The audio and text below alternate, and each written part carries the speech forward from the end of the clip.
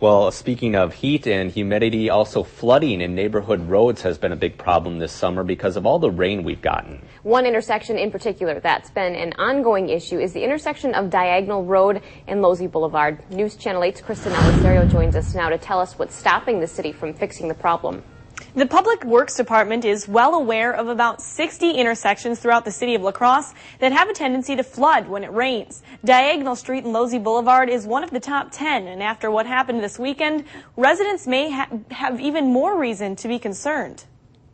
This weekend, the basement of a Diagonal Street home near the intersection of Losey Boulevard collapsed from excess floodwater and had to be condemned. Neighbors say this is extremely severe compared to the problems they're used to dealing with, but they're not surprised. This year, and even last year, every time it rains, this is flooded curb to curb down here. Not every time I get water in my basement, but whenever it's a heavy rain or a storm, we do get water in the basement. The city says fixing the problem isn't easy. The storm sewer drainage pipes are too small, but they can't just replace pipes along certain roads. They'd have to relay the entire pipe system, and that costs millions of dollars. You can't start in a neighborhood to fix the problem. You can't put in larger diameter pipes in the area of Losey and Diagonal Road, for instance. Residents say they've contacted city officials about the problem and wonder if money isn't being used to fix the 60 flood-prone intersections, where is it going? If we got 60 of them, what have we been doing the last few years? I mean, this didn't happen overnight.